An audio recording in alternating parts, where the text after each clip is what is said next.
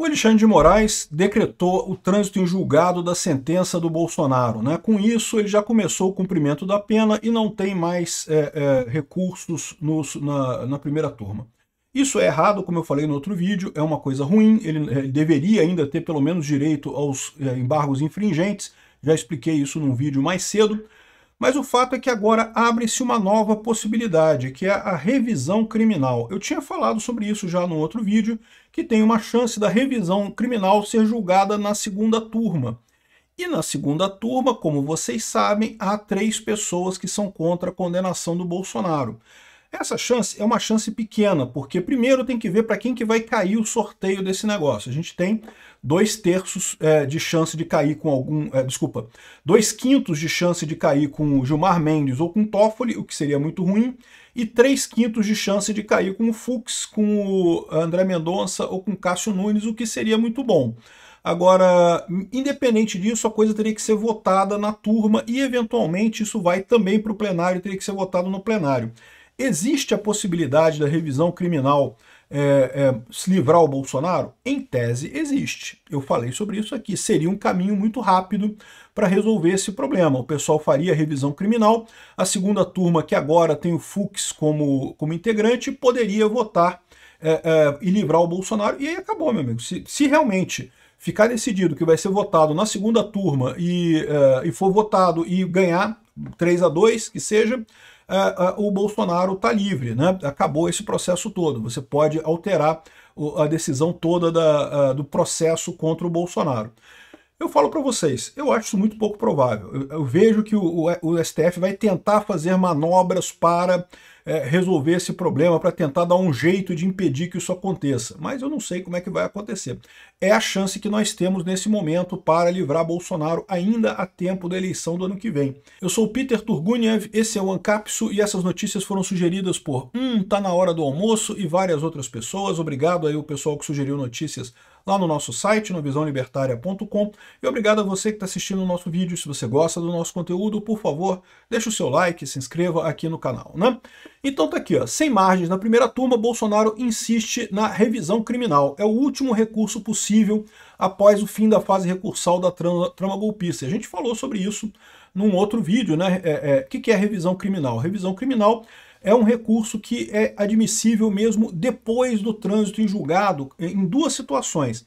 Caso haja alguma ilegalidade patente na ação que condenou, né? Ou seja, não tem mais recurso, já foi condenado, mas houve uma ilegalidade patente. Ou então, caso surja uma informação nova.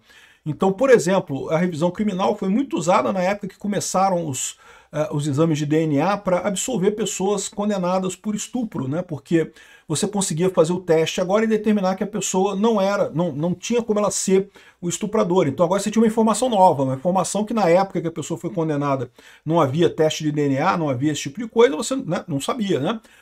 Então agora você tem uma informação nova. Então são as 2 situações em que se admite a revisão criminal, né?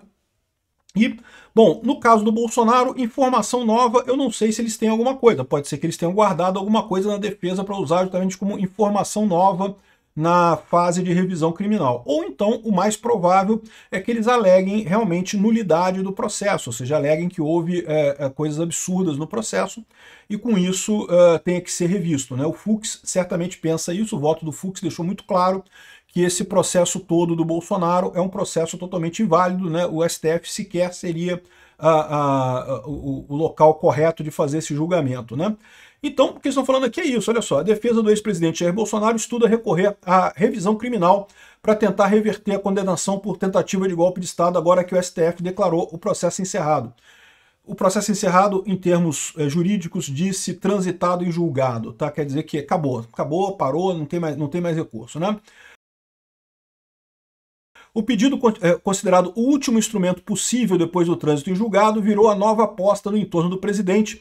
A revisão criminal só pode ser apresentada quando a ação termina de forma definitiva, ou seja, o que aconteceu hoje, o Alexandre de Moraes determinou o trânsito em julgado, né, e depende de argumentos excepcionais, como surgimento de novas provas ou de erro evidente na condenação. Eu já falei isso para vocês também, e certamente houve erro evidente na condenação, eu não tenho nenhuma dúvida, né?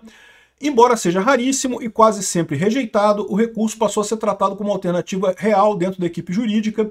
O movimento é visto como uma tentativa de manter algum caminho aberto no STF. Há também a expectativa sobre qual ministro ficará responsável pelo caso. Pelo regimento interno, uma eventual revisão criminal iria para a análise da segunda turma, formada por Gilmar Mendes, Dias Toffoli, André Mendonça, Nunes Marques e Luiz Fux. E aí que eu falei para vocês, eu fiz o meu vídeo sobre isso há uns dias atrás aí, e falei, olha só, se é porque não está claro isso no regimento interno do STF, tá? Mas se ficar definido que realmente vai ser votado na segunda turma, meu amigo, o Bolsonaro ganha, pô, 3-2. Você tem alguma dúvida? Você acha que o Nunes Marques vai votar contra o Bolsonaro? Você acha que o André Mendonça vai votar contra o Bolsonaro? O Fux já deixou claro que é a favor do Bolsonaro. Ah, mas o Fux é prevento, o Fux é suspeito, ele não pode, é impedido, porque ele já participou do julgamento na outra turma, não pode julgar nessa turma. Você não pode participar de julgamento em outra instância no mesmo projeto. Isso daqui é um processo novo. Então, eu não sei se ele seria impedido não, tá? Mas mesmo que por hipótese ele seja impedido, lembra que o Alexandre de Moraes é impedido também de julgar esse processo, né? Porque ele é vítima do processo, então ele não poderia julgar esse processo do mesmo jeito, né? Então, ou seja, é só o Fux falar, não, mas eu vou jogar, eu vou votar. Eu sou impedido, mas eu vou votar nesse negócio aqui, né? Então, sabe como é que funcionam as coisas no STF, né? Impedimento é uma mera sugestão. Então, se votar, tem 3-2 e pronto, está resolvido o problema. 3-2, o Bolsonaro está livre. Vai acontecer isso? Eu adoraria que acontecesse. Eu não creio, não sei como é que vai ser.